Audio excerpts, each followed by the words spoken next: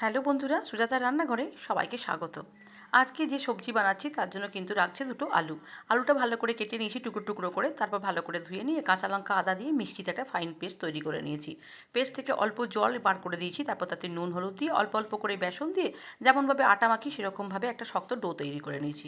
ওই ডো থেকে লেচি কেটে নিয়ে রুটির আকারে বেলে দু পাশ থেকে কেটে দিয়ে লম্বা লম্বা করে ঠিক এইভাবে কেটে নিয়ে ওপর থেকে গ্রেট করা পনির দিয়ে ফোল্ড করে নিয়েছি।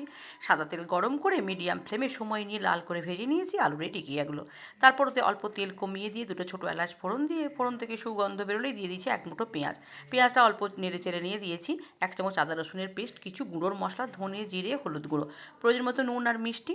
দিয়েছি দুটো মিডিয়াম সাইজের টমেটো, কাশ্মীরি লঙ্কার গুঁড়ো, লাল লঙ্কার গুঁড়ো। সমস্ত কিছু ভালো করে কষে নিয়ে প্রয়োজন মতো জল দিয়ে ফুটে উঠলেই আলুর টিকিয়াগুলো দিয়ে ওপর থেকে গ্রেট করা পনির আর কাসুরি মেথি দিয়ে মিনিট 3-4 রান্না করলেই তৈরি হয়ে যায় আলুর সবজি। কেমন লাগলো রেসিপি কমেন্ট করে জানিও। টাটা।